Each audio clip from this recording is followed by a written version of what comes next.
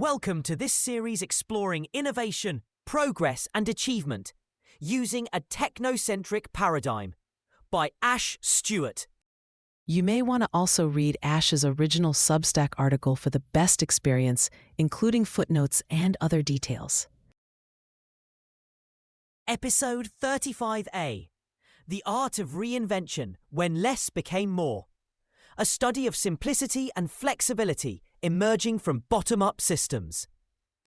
In the previous episode, towards the latter part of the Middle Ages, we uncovered a bunch of tensions and contradictions reflecting the soon-to-come transition beyond the end of the medieval period, including notably between Latin and the vernacular Italian, which all have a bearing with the progression of society and, so, of relevance to our story.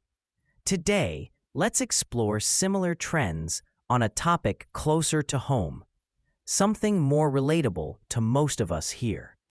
But first, our fictional friends.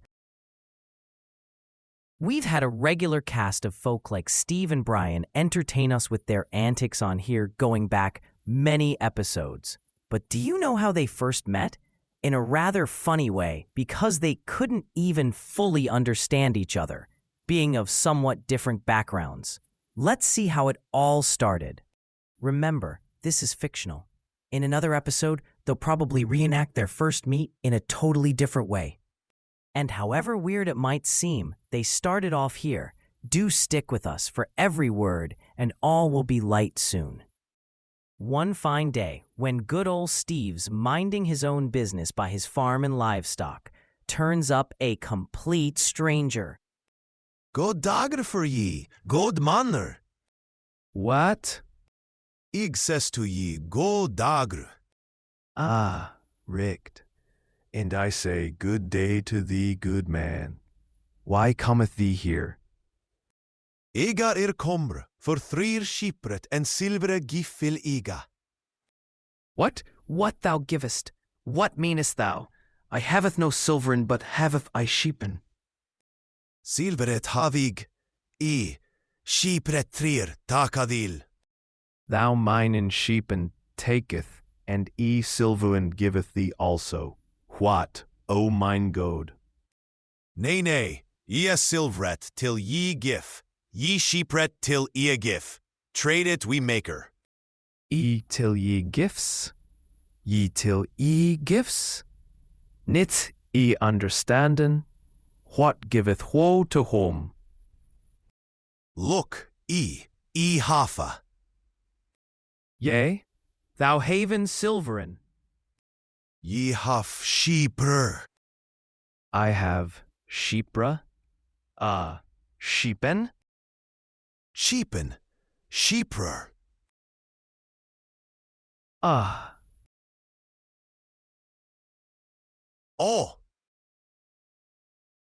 Okay, sheep. Vegua. I give silver to ye. Ye give sheep to me? Thou give silver to me. I give sheep to ye. Yeah, how many sheep for this silver? For that silver, 3 sheep I give to ye. Good, I give silver. Ye give 3 sheep to me. We make trade. Yeah, good trade we make. And thus they were friends forever. Today we are going to talk about how the English language came to be, specifically in a form we can recognize, which, as you've seen from the above demonstration, was not always the case, and more precisely, how it shed its myriad word endings and a significantly more complex and suboptimal grammar in favor of something simpler. But first, a bit of general background and context so this becomes clearer. From the spring of speech. In episode 15, I introduced the Proto-Indo-European language, that being a name given by modern scholars to a language that existed about 5,000 years, which then spread end to end across much of the Eurasian landmass, as the name suggests, across India and Europe, with the Proto indicating that it has not been attested in writing, but scientifically excavated, not dissimilar to dinosaurs that lived long before us. A process, a form of verbal archaeology I describe in that episode. This language, PIE, is the ancestor not only the classical languages, Sanskrit, Greek, and Latin, but also a wide variety of modern ones, including Lithuanian, Russian, Persian, Bengali, and indeed English. Again, I've demonstrated briefly in that episode how this came about.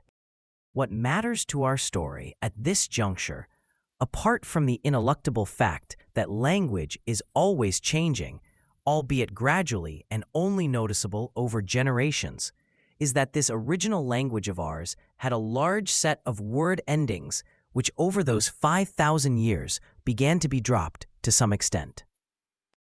However, amongst more than 500 languages Proto-Indo-European spawned, some dead, but the rest, taken together, spoken by about half the global population today as a first language.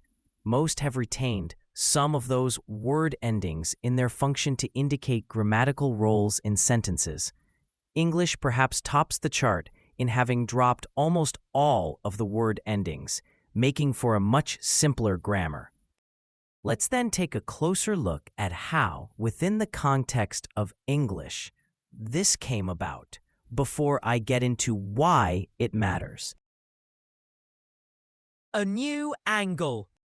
We saw in episode 29 the arrival in around the years roughly 450 to 550 of peoples into the island of Great Britain from what's today northern Germany and Denmark.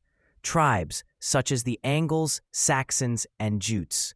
Prior to their arrival, the Romans, who'd controlled large parts of Great Britain as part of a campaign that began with generals like Julius Caesar, but gathered steam with Emperor Claudius, deserted their province of Britannia and departed the island around the year 400, taking their military garrisons with them, leaving the local Celtic Brythonic tribes to fend for themselves.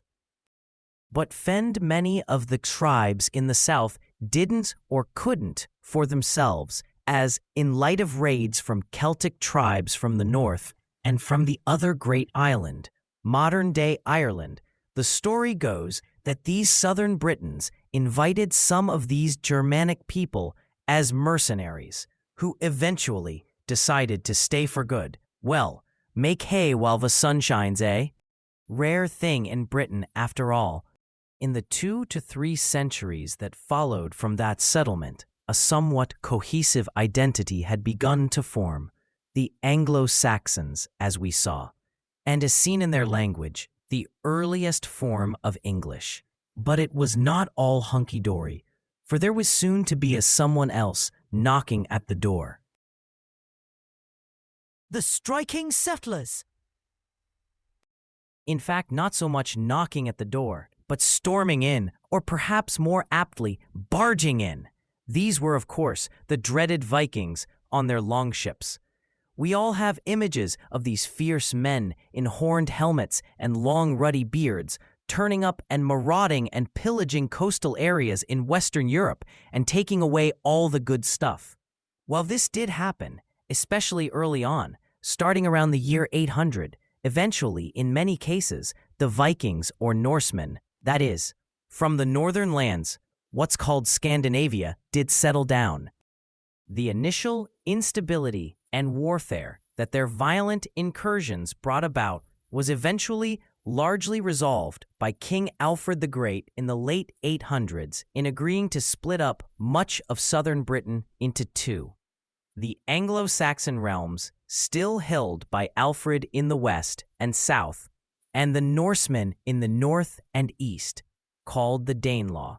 Picture a roughly diagonal line cutting across what's today England, from a western point just north of Wales to an eastern point just north of London/Thames estuary. And while the exact territorial realities fluctuated with the political vicissitudes, in demographic terms, the Danelaw had significant amount of Norse settlement, which entailed their interaction with the Anglo-Saxons, both within the Danelaw initially, and then further afield. And this is where the fun part of our story begins. Norse code. The interesting bit is that the language the Vikings spoke, Old Norse, ancestral to Norwegian, Danish, Swedish, and Icelandic, having descended from the same Proto-Germanic language that Anglo-Saxon, or technically Old English, originated from, had much in common with each other. Old Norse and Old English seemed sufficiently different to appear to be distinct languages, but still tantalizingly similar to make extremely basic interaction possible. And that is what you see I'm depicting in the above fictionalization. Be aware that the forms of speech I'm using there are purely illustrative and representative. It's not real Old Norse or Old English.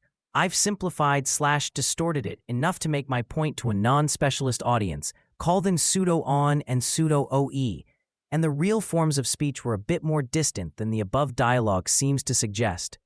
But as I've tried to demonstrate above, the key difference and annoying factor was the rather different set of word endings, that is, grammar or morphology, that separated the two languages, while a lot of the actual words were very much analogous to that dialogue, very similar. The simple solution was to drop those bloody endings. However, this did not happen overnight, much less in the course of a single conversation, as I've shown above. It was a long, gradual, and for the interlocutors themselves, an imperceptible process, one that took place over around 3 centuries. However, it might not have stuck, for King Alfred, who placed great emphasis on learning and literacy, had standardized the Anglo-Saxon language, having translated works from Latin and written some himself. Not bad in itself, but history has a way of fooling you and me. Almost by definition, a written standard is always a drag on the evolution of a language, because any natural changes that occur in speech might be, well, written off as distortions and potentially purged from the accepted, correct language. For English to escape that, there had to happen one other great event. The Northmen of the South. You might have guessed where I'm going with this. I'm of course referring to the Norman invasion of England in 1066, which also we touched upon in episode 29. With the advent of an elite that spoke Norman French, who had fully replaced the Anglo-Saxon nobility of England after Hastings, Old English ceased to be an official language, and thus a written language. For about 200 years since then, it was almost entirely a spoken language, as the language of law, court, and politics was either Latin or French. You may even call this the dark age of the English language. It sort of went underground. As we know, the Normans, despite also being Vikings from the north, the clue is in the name Norman, that is, Norsemen, that is, Northmen, had managed to claim and settle in a part of land in Francia, or modern-day France, in around the year 900, an area that still bears their name, Normandy. In fact, Normandy itself can be described as another Danelaw, but within a few generations, they had switched to speaking a form of what becomes the French language. After the Norman conquest of England, the kings and the nobility maintained possessions in both Normandy and England, and thus had some ties to the motherland, so to speak, and thus sought to maintain a distinct identity despite starting to marry local Anglo-Saxon women over the centuries. But of course, this Norman or Anglo-Norman identity was getting diluted because of such dynamics. And one may say things came to a head when the Anglo-Normans lost their grip on Normandy, so that now their only viable loyalty was to England. The culmination of this process was the reemergence of English as a once more acceptable, respected, and ultimately the standard language of England. coming out stronger, slimmer, sleeker.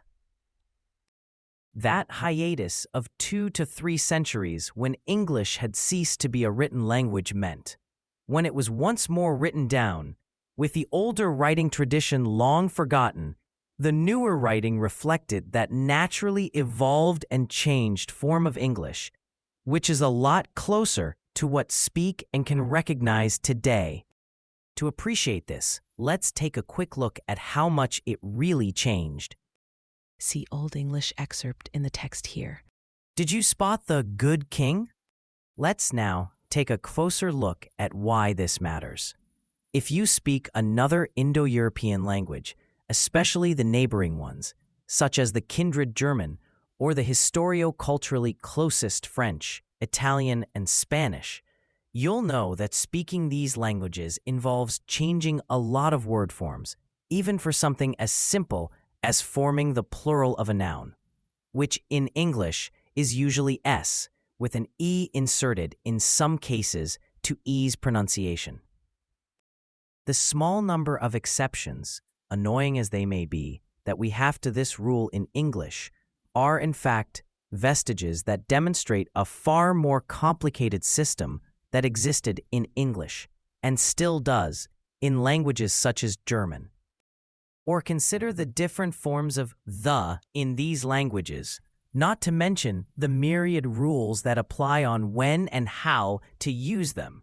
German der, das, die, den, dem, with some overlap of roles. Italian il, la, I, lei, lo, gli, gl, l. How about the different verb forms in French for? See footnotes for many of these examples and expansions. And it's not just that these words change forms in isolation. Some types of verbs, such as the articles, adjectives, and pronouns, change their forms based on the behavior of the noun. Consider the full glory of it in the Russian for my good friend. How about grammatical gender? That completely pointless way of dividing words into 2 or 3 groups in no logical manner, a feature present in almost every Indo-European language. And then there are the classical languages, in particular Latin, since it's had a huge influence culturally and linguistically on the English language. Consider the dishonest claim that Latin is more methodical or more structured or more logical, or even more concise than English, which I'm ready to categorically disprove. The key difference here is that English uses auxiliary words to denote changes in meaning with distinct words that stand on their own on the page, whereas in these other languages, affixes, usually suffixes, are fused to the base word itself, with all the myriad sound and spelling changes that may entail, which have to be taken into account. How is this additional fusional complexity better than the English system? And how does it matter if there are spaces between the core word and its auxiliary elements? It still gets the job done. Every word's worth. I'm not saying English is inherently better in every way to other languages, but these have some practical ramifications. Native speakers of any language, as kids with much adult attention and affection, unconsciously imbibe the structure or grammar of their language, whatever its word form complexity, because ultimately, and in contradistinction to that spurious claim by dodgy Latinists of that language's structural or logical superiority, every language, including the standard dialect and the non-standard, even stigmatized ones, has structure. Only it's a different structure, a different logic, and insofar as that language can be used for communication in that society's intended spheres of concern, it's not inherently inferior to any other. Again, not even the most stigmatized or marginalized non-standard dialects. But my points are this. Firstly, basic English being rid of the dozens of word form changes that one has to remember to apply in everyday use. It makes it easier for anyone to learn the language, the basic, workable level of it at the least, and especially the spoken language. I'll address the spelling question another time, but trust me, it's not as bad as it's made out to be. Furthermore, the lack of word endings means it's far easier for English to accept words from other languages and immediately apply it to use. Thus, Shakespeare spoke of out-Heroding Herod. Or you can say, "Now, don't you owe Jeff me," or "Just Google it." Also, I'm not blaming any particular language here for the state of affairs in that language. As I explained in episode 15, languages evolve to form, over time, daughter languages, and the way any language is and works in good part depends on what came before it, and what came before it cannot be changed any more than we can change who we were born to. Within the Indo-European family, the origins of this elaborate word formation system, or the blame if you prefer, can be traced back almost 5,000 years to late Proto-Indo-European, just shortly before it started splitting into daughter languages, which by then had developed a rather advanced and complex system of affixes, prefixes, suffixes, and even infixes. Funnily enough, very early Proto-Indo-European did not have these yet.